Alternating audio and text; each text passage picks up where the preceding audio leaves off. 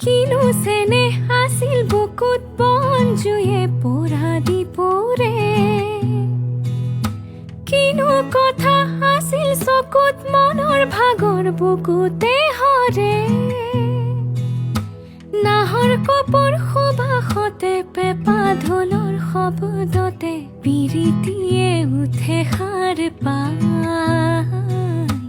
নাহৰ ফুলা বতৰতে মোৰ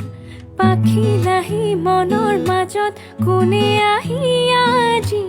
গগনা বজায়